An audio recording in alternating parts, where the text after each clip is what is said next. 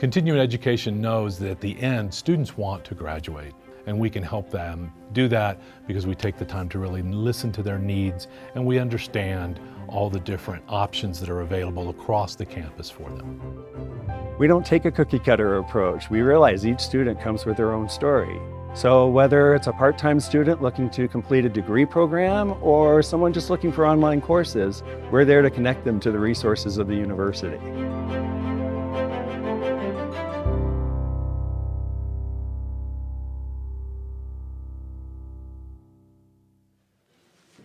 Hello and welcome. It is Thursday, April 10th, 2025, and this is the Conference of World Affairs at the University of Colorado in Boulder. Today's panel is, can we bring back the truth in this disinformation age? My name is Vicky and I am the panel moderator. I am a journalism professor who teaches media law and ethics classes as well as reporting courses. I am a former journalist who covered wars, politics, and other global issues at CNN. We have an amazing lineup of speakers today, but before I introduce them, I'm going to read the university's land acknowledgement. The University of Colorado Boulder's flagship university honors and recognizes the many contributions of indigenous peoples in our state. CU Boulder acknowledges that it is located on the traditional territories and ancestral homelands of the Cheyenne, Arapaho, and Utah, and many other Native American nations. Their forced removal from those territories has caused devastating and lasting impacts. While the University of Colorado Boulder can never undo or rectify the devastation wrought on indigenous peoples, we commit to improving and enhancing engagement with indigenous peoples and issues locally and globally. We do this by recognizing and amplifying the voices of indigenous CU Boulder students, staff, and faculty in their work, educating, conducting research, supporting student success, and integrating indigenous knowledge, consulting, engaging, and working collaboratively with tribal nations to enhance our ability to provide access and culturally sensitive support and to recruit, retain, and graduate Native American students in a climate that is inclusive and respectful. Another thing I'd like to mention before we get to the questions is how this is going to work. We're going to reserve the questions for the end of our discussion, and if you'd like to ask a question, we're going to be using note cards. Simply raise your hand, and one of our producers in the room will come to you with a note card and a pencil, and you can write your question on the note card and hand it back to them. If they have to leave you while you're writing your notepad just on your note card, just raise your hand and they'll come back to you and pick up your card. If you're a student, please mention that you are so on your note card. And please keep your questions brief and to the point. So let me get started with introducing our panelists. Immediately to my left is Jose Marichal. He is a professor of political science at California Lutheran University. His research focuses on how algorithms and artificial intelligence reshape social and political institutions. He has an upcoming book, You Must Remain an Algorithmic Problem. Next we have Rania Elmalky. She's a journalism professor at the Doha Institute for Graduate Studies, where she teaches video production and documentary. She is a former journalist who was editor at the Daily News Egypt. Next to her, we have Karin Grönvall. She's the National Librarian of Sweden, and she oversees the legal deposits for print and digital materials, basically overseeing all of the artificial intelligence operations going on at the library. And then we have Louis L. Reed, an award-winning author, commentator, licensed addictions practitioner, and criminal justice reform advocate. He was a consulting producer for Hulu's Unprisoned series. LA Weekly named him one of the top 5 people to follow in 2023. So to start our panel discussion, I'm going to open it up and we'll start with Jose, and then we'll just go down the line. With opening comments from our panelists about anything they want to say first about this topic we have about truth and disinformation. Thank you. So this is my first time at this conference, and this is my third panel, and each one of the topics have been incredibly diabolical to ask people to talk about in 5 minutes. This one may be the most diabolical of all. You're asking people, especially someone who's trained in political thought, to talk about truth in 5 minutes, but I'm going to try. So I read about technology, but my training from CU Boulder in political science department, PhD, is in public policy. And when I teach public policy to undergraduates, one of the weeks we talk about truth. And one of the questions I ask them is the reason why we can't solve problems that the class might think is obvious, like climate change, is it an ignorance problem? Is it that some people know the truth and other people lack the truth? And if the people with the truth could somehow shake the people without the truth, they would actually just wake up, and we'd all have a happy consensus, and we'd solve all the world's problems, and we'd live in this utopia, right? And obviously, the world doesn't work that way. No. Yes, that's right. No.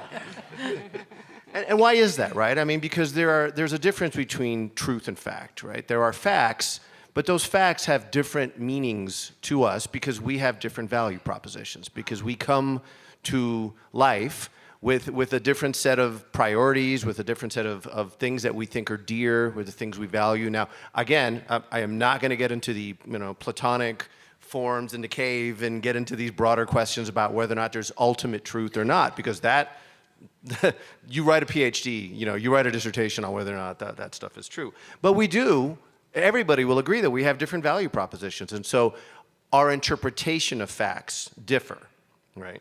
So this makes truth complex, right? And some of these value propositions are incommensurate, and we can think about things like, the abortion debate, right?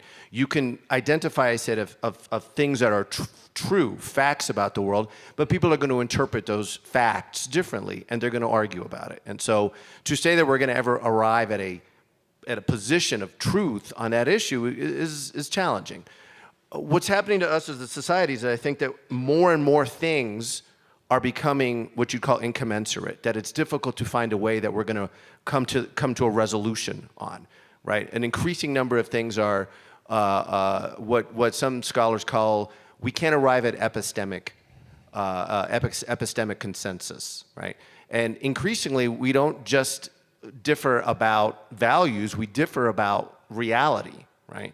So that's an even broader step in terms of just not being able to agree. Because it's one thing to say this is a table, and we may disagree on whether or not we like the design of the table, but it's another thing to disagree about whether or not it's a table at all, right? And so I think we are moving towards what's called an epistemic, what do we call it? A lack of epistemic consensus.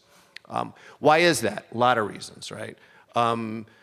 COVID, I think, has really has changed our politics in ways that we're still trying to wrap our head around. A lack of trust in institutions that, in some cases, have been earned by those institutions. Social media, right? What I study, all these things have conspired to, I think, cause a lot of fear, disorientation among a lot of people.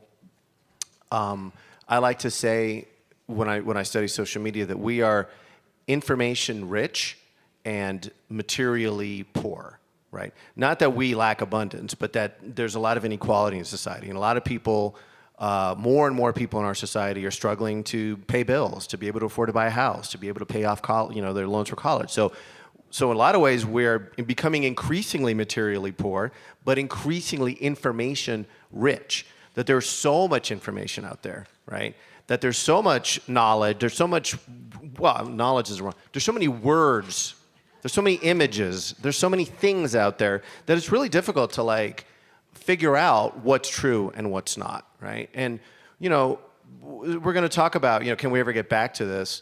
We've always had conspiracy theorists, right? I'm getting old. You can tell by the gray in my beard, and so I remember 9/11 and people would be like, hey, have you seen this video, Loose Change? 9/11 didn't happen the way you say it. So we've always had that. There's a great, somebody I assigned, Richard Hofstadter, wrote an essay on the paranoid style in American politics that basically, ever since the American founding, we've had this kind of, distrust of institutions, distrust of government, distrust of like the official truth, right? It's kind of part of the American tradition to sort of be skeptical, to be suspicious. But the difference, right? The difference is that we used to have gatekeepers that would sort of funnel and channel sort of the paranoid interpretation of reality, so it didn't become sort of the mass way of thinking about the world. But what social media did is it kind of took away it knocked the legs out from the gatekeepers, right? Some of you, I'm not going to guess this to anybody's age, but some of you remember, and I'll tell my students this because once upon a time, you wanted to know what was going on in the world. There were 3 news networks, and you had to watch them at 6:30, right? Is that right? 6:30, I think it was. Local news came at 6, and then 6:30 was the national news, and you either watched CBS, ABC, or NBC, and that's what you got. And whatever happened in those 30, you could watch McNeil Lehrer, right? So you had 4 options, and whatever they did in 30 minutes, that was the truth. And if you were a little bit more informed about the world, you got a newspaper, and it came to you in the morning, and you sat there with your cup of coffee, and you read the newspaper. And what was interesting about reading the newspaper, right? Someone decided these are the things that an informed citizen needed to know to be an effective citizen in a democracy, right? You needed a business section. You needed an entertainment section. You needed a front page. You needed an international affairs section. And because we can't all eat we can't just eat broccoli. You had a sports section, right? So that's not the world we live in anymore, right? Like we get to curate our epistemological reality, we get to curate what it is we choose to think the world is, right? And that's very different than the way it was 30 years ago. Jose, do we want to pass the microphone first, and then we'll get back to that Oh, too? sure, yeah. Okay. And I've been asked to make an announcement if people could squeeze together a little bit. That we have some people in the standing room in the back who'd like to sit in, and we have at least 12 seats up front here in the first 3 rows that are empty. So more people come in, you can direct them up towards the front. Okay, and there are very nice people raising their hands to let you know that their seat's empty. Thank you so much. Thank you very much. Okay, sorry. Okay, Rania. Thanks for starting us off, Jose. And this is really, really interesting. So, as you know, my background is I was an editor at Daily News Egypt, which I edited between 2005, 2006 until 2012. And that was a very contentious time in Egypt. I don't know if anyone is familiar with this, what happened, but we had an uprising, and it was like the peak of my career, covering that uprising. And when Jose talked about gatekeepers, I mean, I'll just explain to you what the media landscape looked like in Egypt at the time. So we have a state-owned media system. This is something that you have been shielded from in your country, I think, for most of your lives. I don't know what's going to happen later. I've been sensing a lot of anxiety about the future ever since I came to Boulder. And I mean, I also watch the news. I watch American news. I'm very interested in what happens in this country, obviously, because it impacts the rest of the world in ways that maybe some of you may not be fully aware about. Anyway, so we have a state-owned kind of media setup where the former regime that was ousted in 2011 basically gave the citizens a little bit of freedom to vent through newspapers like mine, for instance, where we had relatively a lot of freedom, but we were very aware of what the red lines were. So it was clear. You can't talk about 1, 2, 3 topics. Otherwise, the paper is going to be pulled, because the publication I edited was online, and it was also in print. So I was in that. I worked in that very interesting time where there was a transition, from, the print to online and the digital boom and social media. And my publication was a publishing partner for the International Herald Tribune, which was the global edition of the New York Times back then. So we were sort of on the cutting edge of the media landscape. Anyway, so what happened when the uprising took place? So our national TV building is on the Nile, facing the Nile, and Tahrir Square, which was where all the protesters ended up going, is literally like 1 mile away. But national television had this footage of feluccas. Feluccas are traditional boats on the Nile. That's what they were airing when people were being, basically, a protest was being stamped very violently 1 mile away. So that's what was going on national TV. But it wasn't happening on social media, because that's what they called it. They called it the Facebook revolution, right? Or the Facebook uprising. So people naturally went to social media to know what's going on. And there was also Al Jazeera. There were a few independent outlets out there that people referred to. And then what the government did was not very clever for them, because they shut down the internet. They literally switched it off. So how else were people going to communicate with each other except by going out into the streets? And this is what happened, right? So this is exactly what happened at the time. And I'm telling you this story because I think it can take us to the net. So there was a time when social media was not the conduit for disinformation. So at that time, social media was the truth, right? But now it's a very, very different situation. And both back home in Egypt and I think over here, and I think all over the world, because of the political polarization, right? Because of so many voices, like Jose was saying, there's so much information out there, but very little like truth. And so what is truth? And I think we're going to discuss this further. But for me, I think the solution to, I shouldn't be maybe talking about solutions, but I think the problem is a problem of access, really. I mean, journalists need to have freedom to cover the stories that matter to the people, to their communities, right? And I'm seeing, the access issue becoming a problem in this country. For example, access to White House press conferences. So we're reading about how the pool works. I'm not really 100% familiar with how that works, but what I'm understanding is that the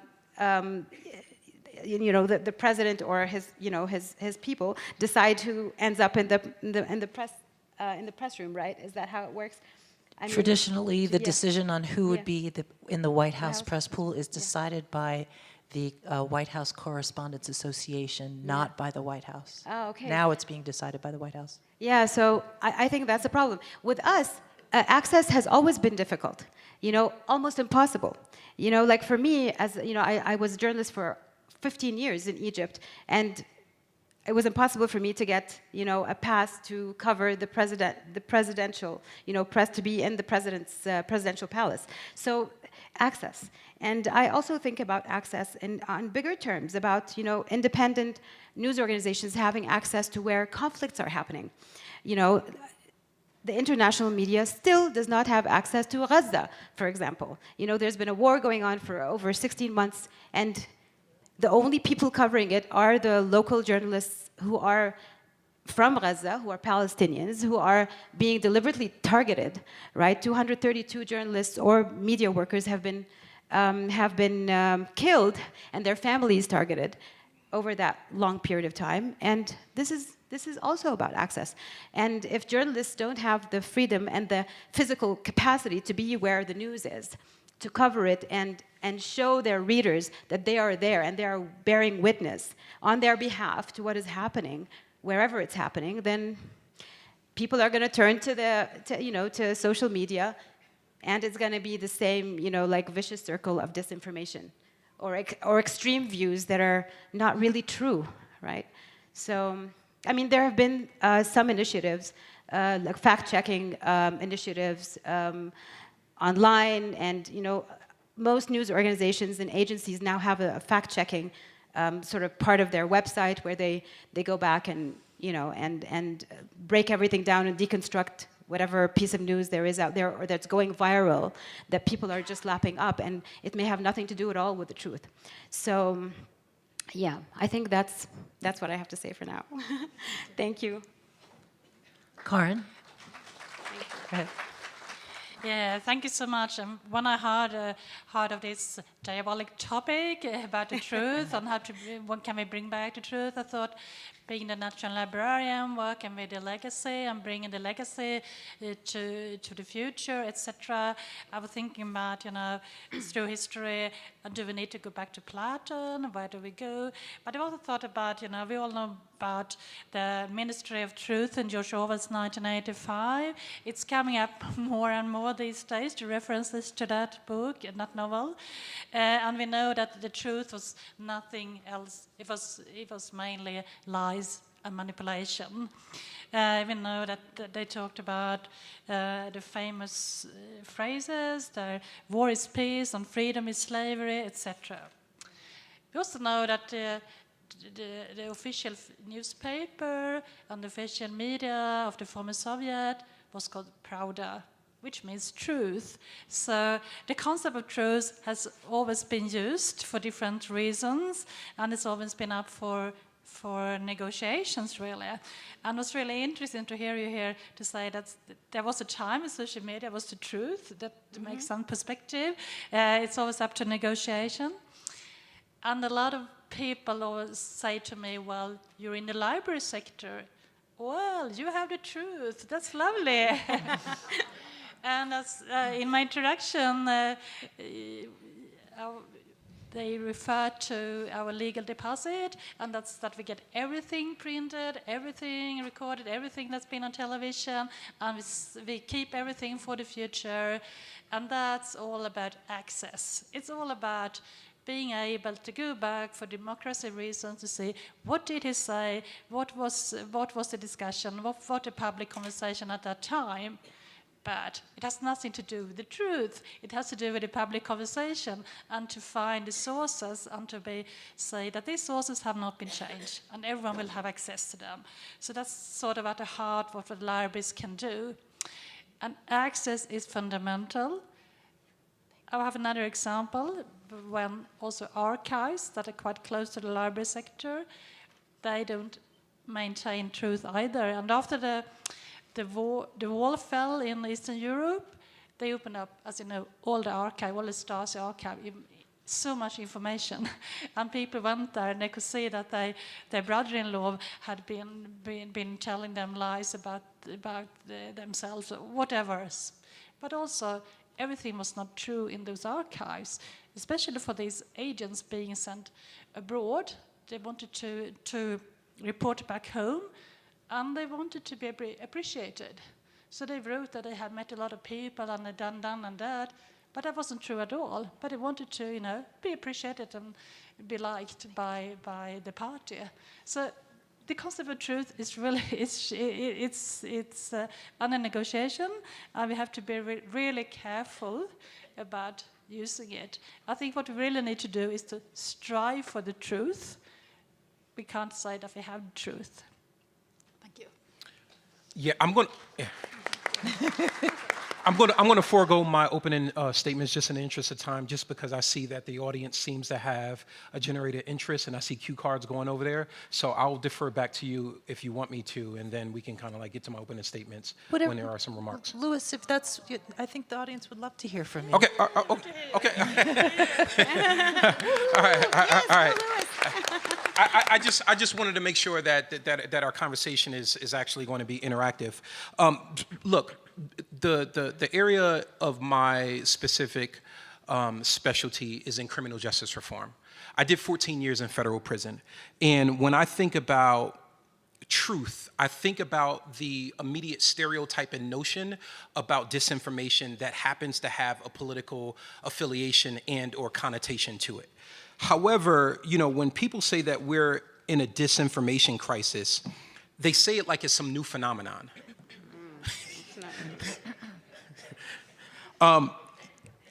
Really.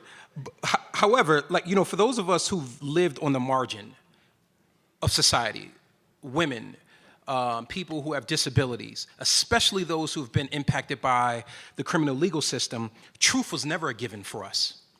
It was never a given. It was always something that we had to fight for. When you think about terms where I come from, when you think about terms that go back to the 90s, when the references about black men, super predators, there was nothing truthful about that statement.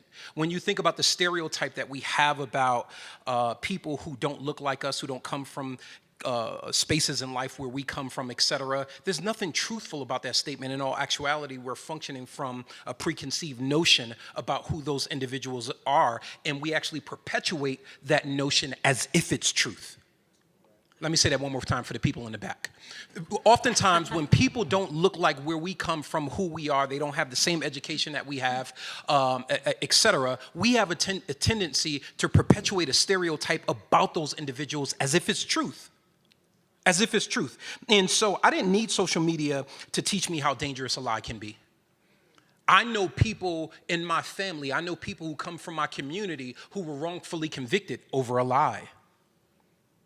I know how people who have criminal histories have seemed to be, have their crimes perpetuated in the news, and that seems to be circulated as if it's the truth. An arrest, we're not talking about a conviction. We're not talking about a conviction.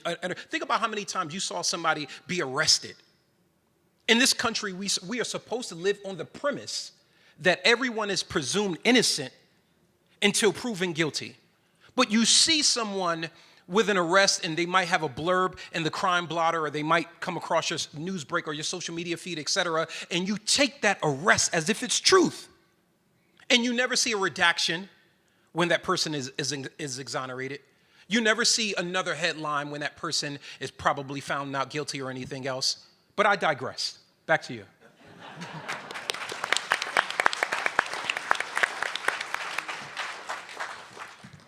Thank you all for those opening comments. I'm going to go right to the questions from our audience. All right, I love the start of this question. If I were a younger person... Oh, you are. Well, whoever you are, you are. You are. They would say, I would have an extremely difficult time finding the truth. How would you suggest that this is best done if you were younger? Or how about even if you weren't younger? I think, Jose, you should talk about your algorithms. And then maybe about how to navigate them. Okay, well, so first of all, I'm really hopeful about young people, because I think that they get the environment that they're in, and they want to figure out how to have a omnivore's information diet, right? So I think the advice I'd give students is the advice I'd give myself, and I'd give anybody else, is just do what we've always taught, which you probably, if you went to college 30, how many years ago? What am I using numbers for? But you know, I mean, there's always been, the truth has always been nuanced and messy and difficult to find. So you have to have a humility about that, and knowing that, like, to actually get at the truth of things, you have to read widely, and you have to check your sources, and you have to, who is this person? Why do I trust this person? And so the task isn't any different than it has always been in that regard. So maybe I'll talk about algorithms. Yeah. I think it's yes. No, Would you like to go? No, Sure. no, you go. No, well, my first thought was that I think it's pretty obvious, and everyone now knows that the algorithm controls everything, right? We're living in this meta universe where the algorithms control what we see on our feeds, et cetera, et cetera. But I think for younger people, I think they're very, very lucky, but they have a huge responsibility, right? They have a huge responsibility to seek out some semblance of truth in all this noise, right? And to actively go and seek outlets that they ideologically disagree with. You know, like, you watch what's going, the news of the Middle East on CNN or on Fox News, you have to go to Al Jazeera. You have to see both sides. You can't just see one side.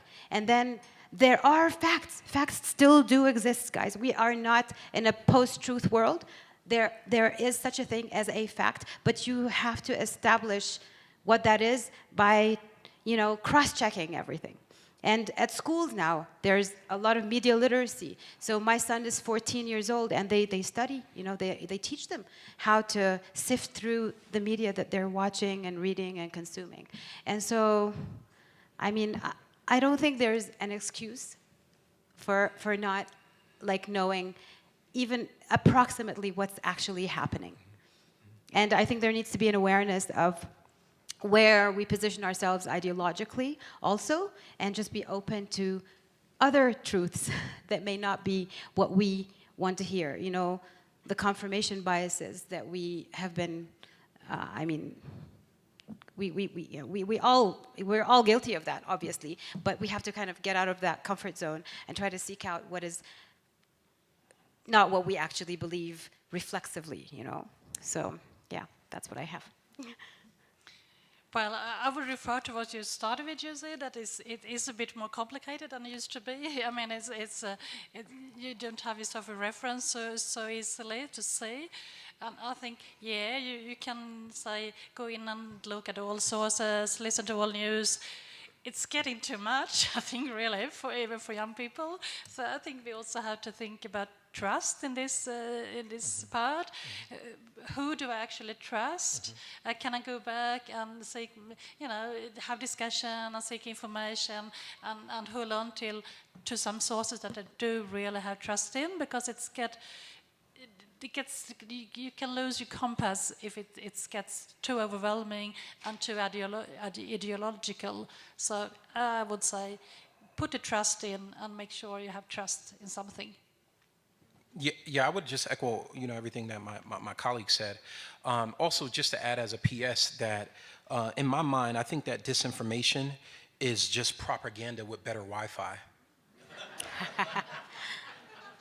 And to Jose's point, I think that we now live in a world where algorithms drive public opinion faster than the truth can actually catch up. My grandmama would have put it this way: the truth can travel around the world twice before the lie can travel around the world twice before the truth can even get out of the bed. And so if the algorithms get more airtime than the facts, we are not in an information age, we are in an influence war. And so, Jose opened up with this notion that I completely agree with, that you got more information, right? We have more information. You got to be able to parse through that information. But are we really in the information age, or are we in a war of influence? Because in my mind, that's what it feels like. It feels like people are trying to win you over to their notion, their way of thinking, their perception, so on and so forth. And so when you're searching for the truth, in all actuality, I don't think that it actually begins on a campus like this. In my mind, it actually begins when you're a child. There's something that we're hardwired with that's called principles and values and truth, right? And we got spider senses, where when somebody seems to be giving you information, you got to fact check it. You verify, you trust but verify. Trust but verify. All right, well, it reminds me, and this is the little preacher boy that's inside of me, but one of the things that the Apostle Paul, in all of his genius, and he had more degrees than a thermometer, when he was trying to proselytize this community, they say, Paul, we hear that we understand that you might be viral on social media, and we understand that you might have been in these spaces of privilege, etc. But we're going to search the facts to see if whether or not what you're saying is so. And so where I'm going to land on these comments is that you got to search. You got to search to see if whether or not what people are telling you is so. Thank you all, yes. That was really a golf clap. I was looking for something that was like NBA, NBA LeBron. All right, there we go.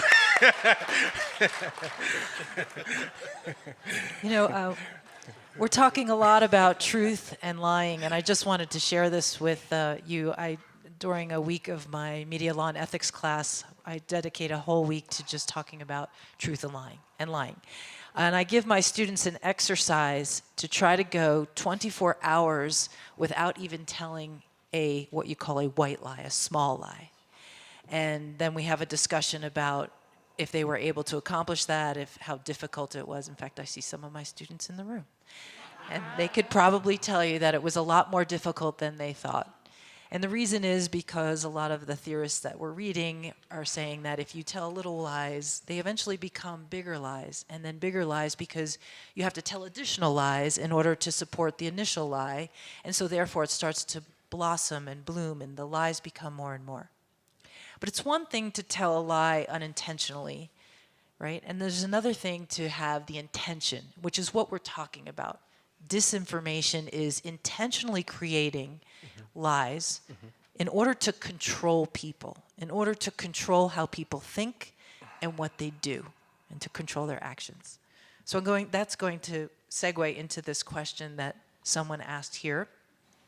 Once disinformation is out of the box, it's retweeted, it's repeated, it's shared, how do you remove it? How do we even find the original source of it? And what do we do about it? Anyone can take that question.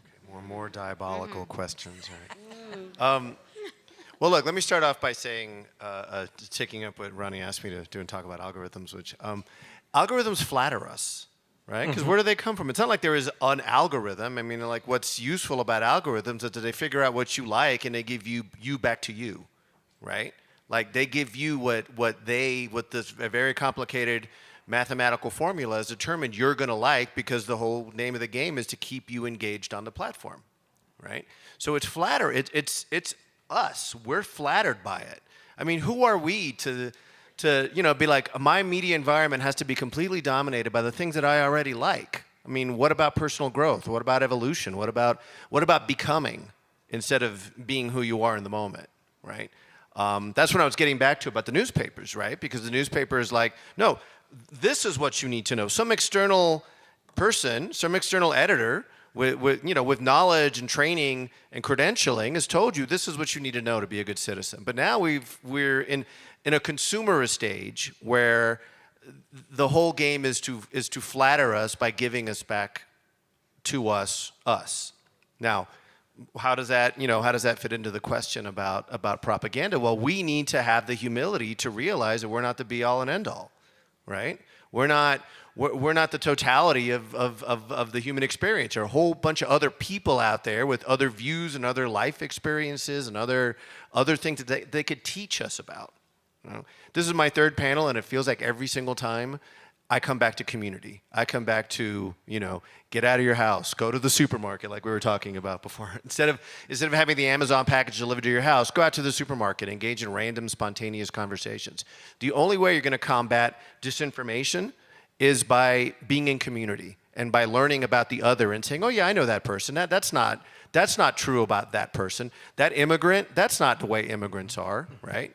And I think that's the only solution is to actually step out of ourselves, right? Is to get over ourselves, But algorithms make it hard. Anyone else want to attack that? Yeah, I love the notion of what Jose talked about in terms of community. My grandma, I was raised by my grandmama, and my grandmama used to say, people don't care how much you know, i.e. information, until they know how much you care. And I think that once disinformation is out, you don't erase it. You have to build a new structure around it that's based off of ethics, that's based off of virtue, that's based off of principles. You don't necessarily just delete lies. You have to dilute their power. And how do you dilute their power? You dilute power through connectivity, through community, through conversation. Right? I think that, I was sharing with a class earlier in this week, and I was sharing how in the palm of our hand, we have more technological information, more technological power than the United States of America had to put the first man on the moon. What are we doing with this? What are we doing with this? We stay behind these screens, we become more and more disconnected, and we don't have community. So to, Jose's point, I think that the way that you are able to disarm those lies and swat down the perpetuation or the help me. These guys got Proliferation. Proliferation. Thank you. I'll try to say that 3 times fast. Proliferation of disinformation is that sometimes you have to talk to people. I think that we make it more complicated and we make it more sophisticated than it actually is. Sometimes simply talking to people. You talk to people, you cross the aisle. A lot of the work that I do is in and around the policy space. And you have the red team that's not talking to the blue team. And one of the things that I always say is that I've never seen a bird fly with one wing. You need a right wing and you need a left wing in order to soar. And so we need to cross the aisle in conversation so that we can bridge the gap between community and we can soar to our better selves.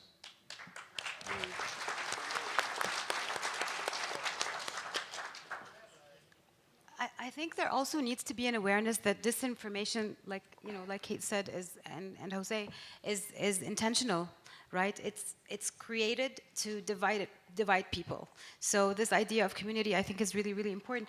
But also, I think there needs to be an awareness that there is also now censorship, and I don't know if you have ever, existed in that space where censorship was the norm, but I did. So I know what that feels like. And maybe sometimes at a certain point, for me as a journalist in Egypt, where censorship was a well-known fact, we knew that certain things will be censored. So we were able to navigate around them so that we could have the ability to somehow get something out there. Like for a while, for instance, with my newspaper, we tried to push the envelope as much as we could, but sometimes I'd get a call and I get called into a special office where they would give me a talk that was not always very pleasant, and they would, they'd tell me next time, we're going to pull the paper. And pull the paper meant advertising money won't come through, all the things that are related to, the political economy of the media and all that. And so for maybe 6 months, and you will not believe this, I literally had to receive a call from someone from that office every day before we go to print and tell them what's on the front page and what's on the inside pages.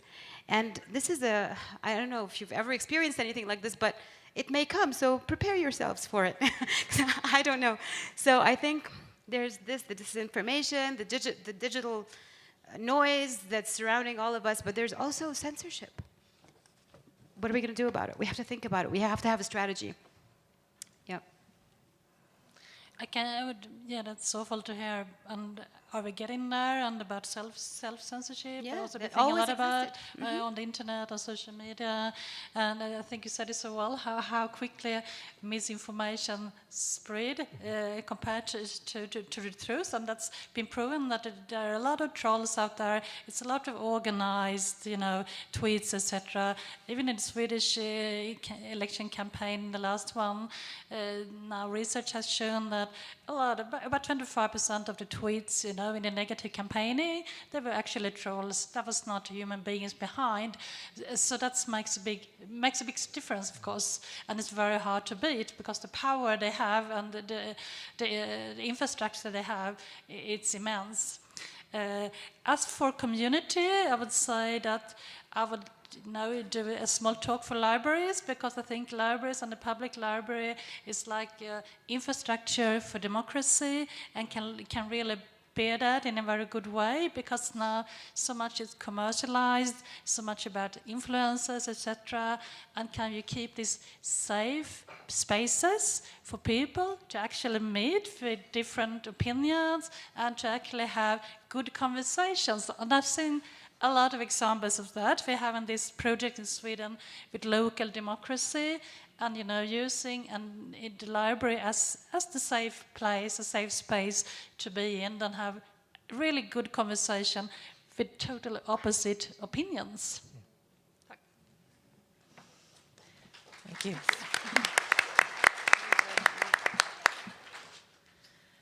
So we have a question from a student, and I'm going to try to combine some of the questions because there's similar themes here. The student wrote, about social media being the conduit for disinformation. I was born in 2000.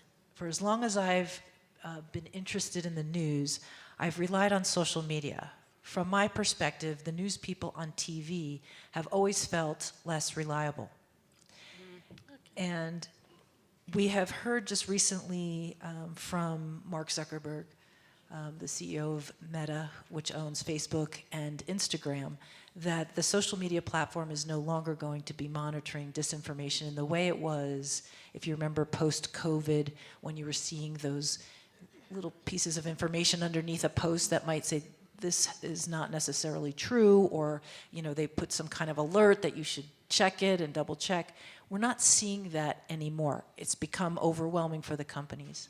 So who's responsible for the solution here? We talk about government responsibility. We've talked about journalists' responsibility to the truth, which, at least we have the fourth pillar to be sort of doing the checks and balances.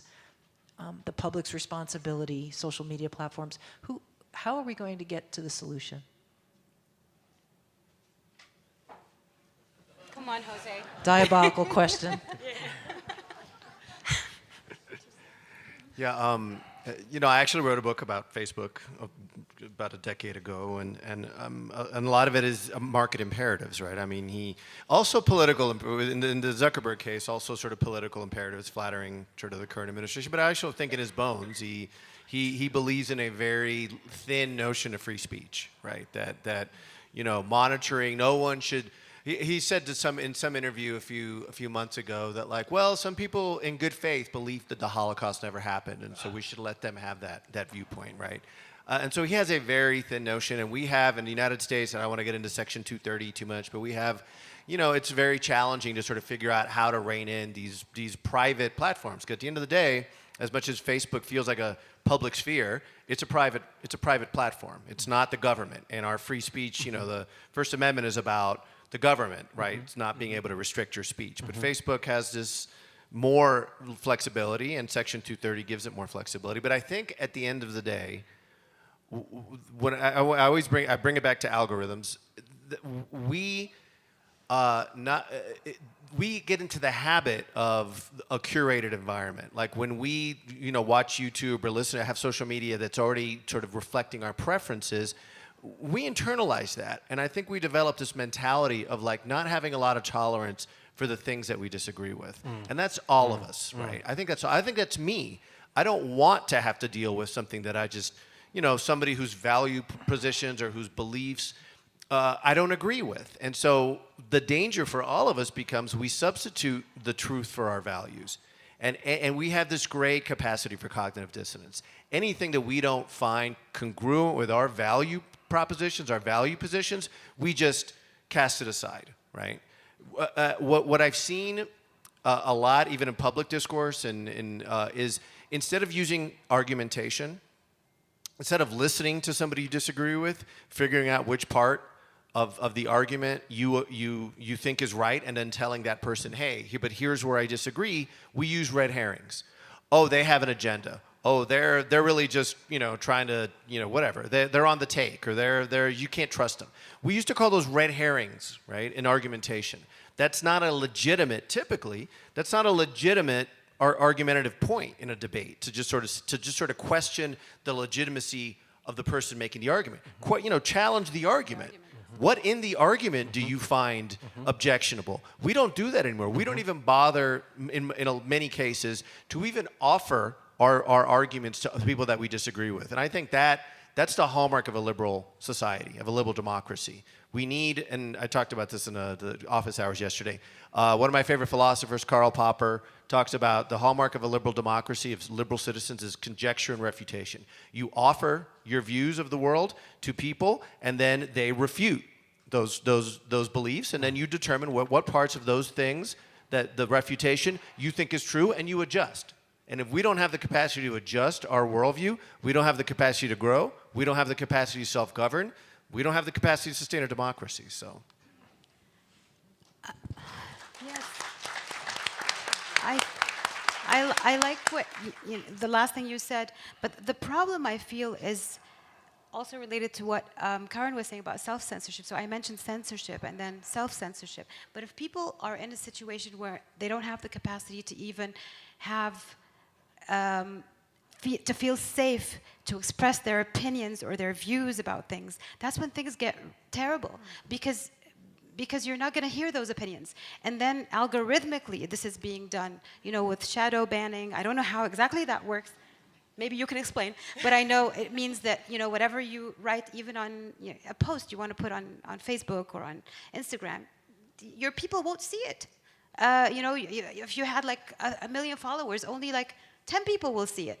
So that's it's a deliberate silencing, and it's also done with the technology, right? So it's very complicated. I mean, I don't have an answer to that at all, but it's really, it's a combination of everything. If people are being silenced with, because, you're putting the fear of God into them, if you have that opinion that is really different from everyone else around you, you can't really say it, otherwise you're going to be doxxed, you might lose your job. There's going to be real world consequences, right, to having those views, or to even, as a journalist, to cover the story the way it is. Sometimes, I see this in the coverage of the Middle East and what's going on in my part of the world, and I'm sure a lot of journalists that I know, like, who work for CNN, who are, or for whatever, can't actually cover the story the way it is in their mainstream media, because there are editorial policies that will stop them.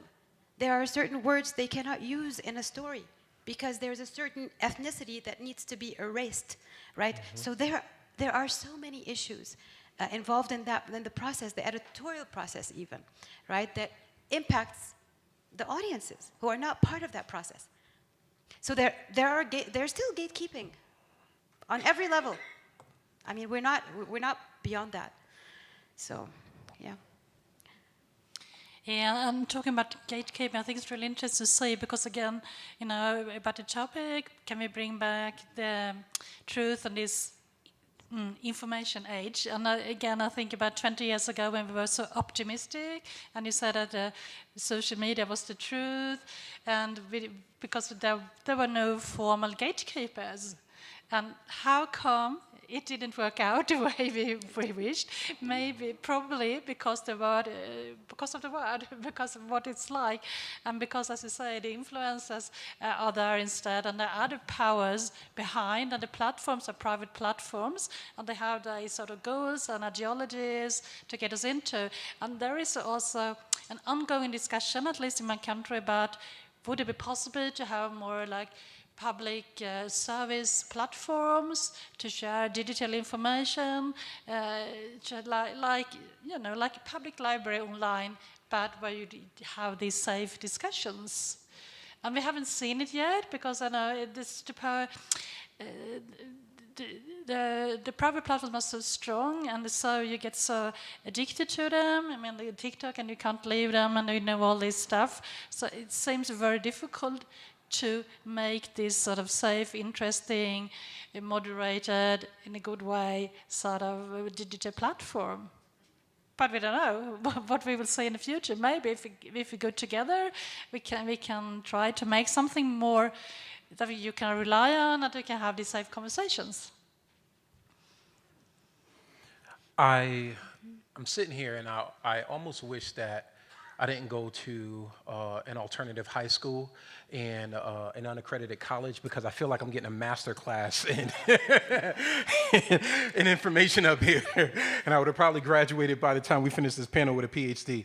But I just, as my colleagues were speaking, I just took down some notes, and one of the things that's striking to me is that the truth can't be saved by one sector. It has to be a collective contract. And in my mind, I think that the government can set standards. I think that journalists can investigate. I think that tech platforms can tweak their algorithms, to Jose's point. But none of it is going to stick unless the public seeks truth, not as a product, but as a responsibility.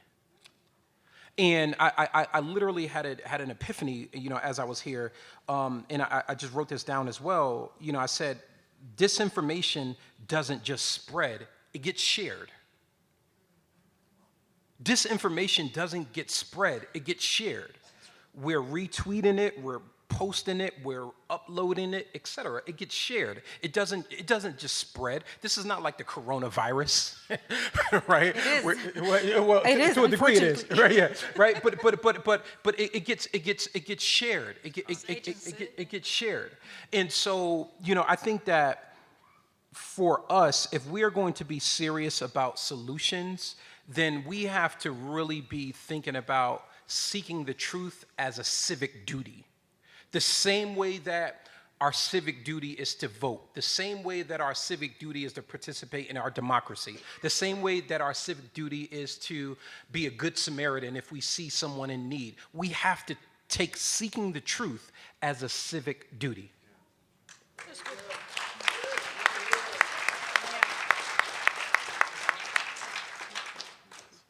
Louis, I just want to say that you don't need a PhD to be brilliant. Oh, thank you. I think your grandmother did a very good job. Thank you. She would be proud to hear I think that. your grandmother would be very proud of you. Okay. And I was kidding about the schools as well. I got a little bit of an education. Like I tell my students, you don't have to have a journalism degree to be a journalist. Me too. Right? You have to have a passion for the truth and definitely a commitment, because it's not an easy profession to be overseeing those in power. And that's not just the government, that those are in corporations and power and in religious institutions, in institutions of higher education, people in power.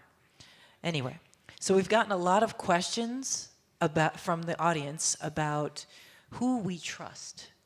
What sources do you use as news sources? Who can they turn to? What types of sources? Where can people get their information? And sort of a related question to that, and I've got a lot of these cards in my hand. Someone asked, how do we protect the independence of government-funded media and support public media? If you're asking me, I don't know. That's the short answer.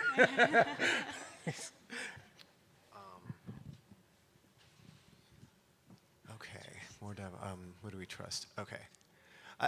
I am going to answer that, but I have a couple things that are just kind of rattling around in my head. I heard Louis talking about this unsolicited promotion of Louis. He's got there's an amazing TED Talk where he's talking about the lessons learned about leadership from incarceration. That thing blew my mind, and it just really made me kind of reframe thinking about the way we think about what is the value of a person that's been incarcerated, right? It's the opposite. It's actually you got a lot of leadership skills that person could really do something in an organization, but we have the opposite. Oh, don't hire that person. No, hire that person. The other thing is he was talking about, it was thinking about, when he was saying about it's up to us to kind of step in and promote the truth. There's a program, I think it's in Chicago, called the Interrupters. There's people who come in and try to interrupt gang violence. I'm yeah, I think people need to use that model of interrupting to sort of get in between people who are spreading disinformation, right? Because I think we very easily, and I'm going to blame, I think I'm more, I worked at a Democratic Party before I was, got into academia, and my sensibilities are more on the left. And I think one of the things that's happened on my side, and I won't speak to, my friends on the other side, but one of the things that's happened on my side is I think people have decided that if they have the right values, if they have the right beliefs, right, then that's enough, right? That just having the right set of beliefs about the world, about having that sign that here we believe in science, we believe in love, or whatever those signs are in the suburbs, that's enough, right? And so you can have your what's the stereotype, right? You can have your Black Lives Matter sign in your suburban front yard lawn, but then you'll go to the city council meeting, not you personally, but then somebody will go to the city council, I don't know, but then somebody will go to the city council meeting and fight an affordable housing initiative because we don't want to change the character of the community, right? So there is this sense in which getting the right that we already know, everybody here already knows what the trusted news sources are. The issue is not so much having the right information or having the right values. It's actually going out there and living it and fighting for it, and not simply being comforted by saying, well, I'm not going to talk to those people because they have odious beliefs, or they they're just spreading. I'm not going to go to Thanksgiving this year because they just I can't put up with them. It's like that's an algorithmic mentality. You're algorithmicing yourself. I don't think that's a word. It is now. You know what? I got a PhD. I got a PhD. That's a word, all right? Professor Marichal said that's a word. But, this is what I'm going to very gently promote the book that I get the proofs next week, so it's coming out in October, but that we are developing algorithmic habits ourselves, right? So we're saying to ourselves, I don't like that. I don't like that relative because I don't like their beliefs. They may be beautiful. I'm going to say something maybe I don't know if everybody's going to agree with. There's some people who are beautiful and lovely, but they got some horrid views about things, right? I'll sometimes watch people on TV that are just beautiful and lovely, and I'm like, oh, man, I just don't want to know your politics, though. You know what I mean? But otherwise beautiful, right? And I know that might be a controversial thing to say, and I hope if I have friends back home watching this, we'll talk about it later. But I mean, You'll talk about it over Thanksgiving. I'll talk about it over Thanksgiving, right? I mean, I don't want to ignore the question. I think I think PBS NewsHour is very reliable and dependable. I think if you're like, well, what about on the right? There's a website on the right called Front Porch Republic, and they focus more on like localism. I go to them, So there are lots of good sites out there. Like, so I don't want to. The other one was about how do we defend public media. Public media is already mostly contributions and corporate contributions. It's very little from the government, right? I think for PBS it's something like 8 to 10%. I may be a little bit off with those numbers. So this whole question of like, well, if the government didn't fund, that 10% might be very valuable, but PBS is already very largely community and listener supported. That's why they have those really annoying week-long public media campaigns like donate, because it's almost all that anyway. It's like public universities, right? They're almost all donation-based. Increasingly very little comes from state government, right? So, that could be a problem in and of itself, but I'm not sure that that's an answer to the question, but I already think, like, losing government funding of public media, it's almost all gone anyway, so, Let's not give them a reason to cut anymore, though, okay? Okay, so when I think about who to trust, as a journalist in my part of the world, and as someone who's always looking, at this part of the world and the journalism that's coming out of it about me, I would trust, newsrooms that are diverse, that have correspondents really on the ground all over the world, from all over the world, covering, every part of the world, versus, parachuting journalists into places that they don't know anything about, and then expecting them to get the story right.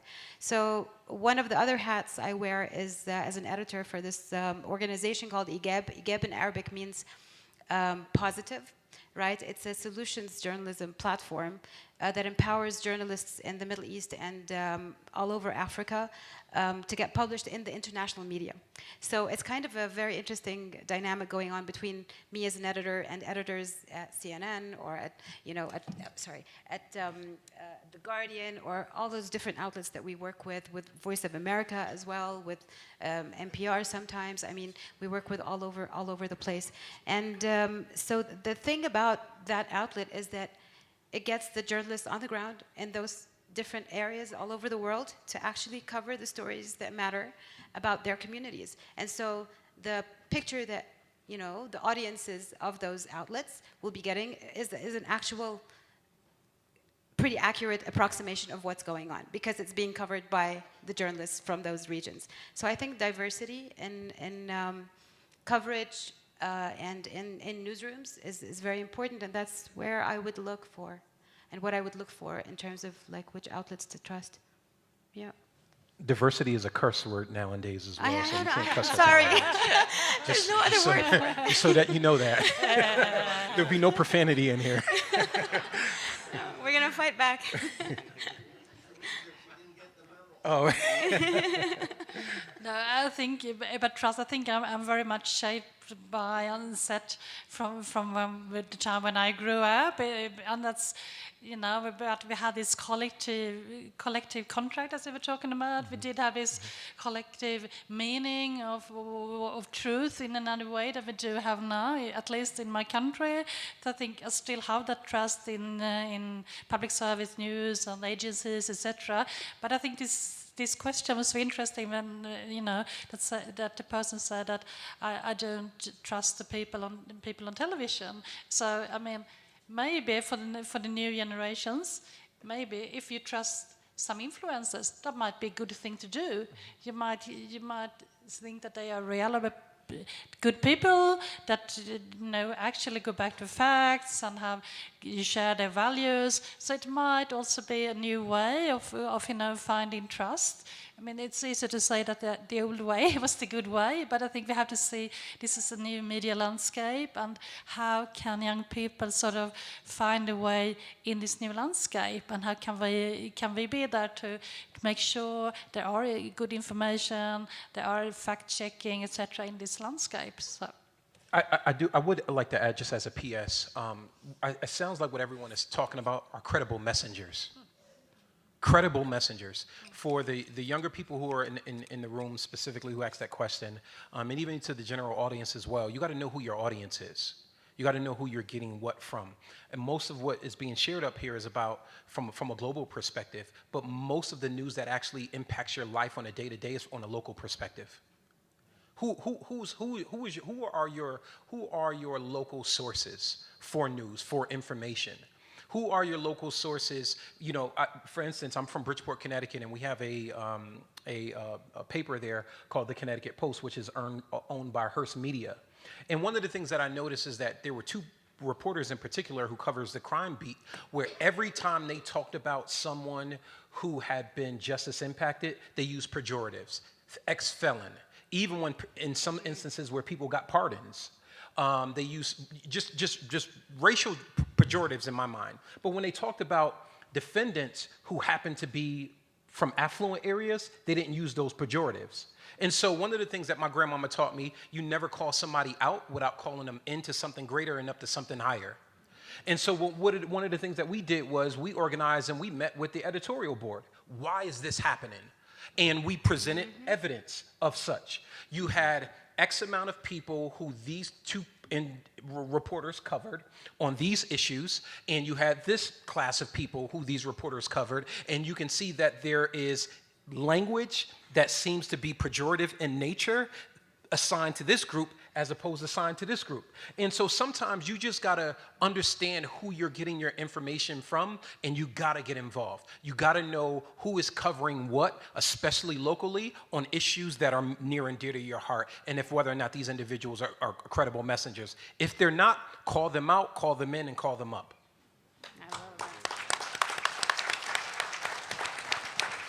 Can I just add real quick to what Louis is saying is I think one of the things that social media has really damaged is local news. Like we used to have, cities with multiple local newspapers, and we used to have indie newspapers, right? Like the free ones that you would see in like downtowns, and those have been decimated. And so one of the things you can do, right, is find the ones that are covering the news in a fair and just way. And buy a subscription for yourself. Buy a subscription for your relatives and your children or your grandchildren. Support, because that in the breach, most of what affects our lives is local. And in the breach, what's happening, you have these, everything's become nationalized. And so supporting local newspapers is probably I think a key way that you can help create a healthy media environment.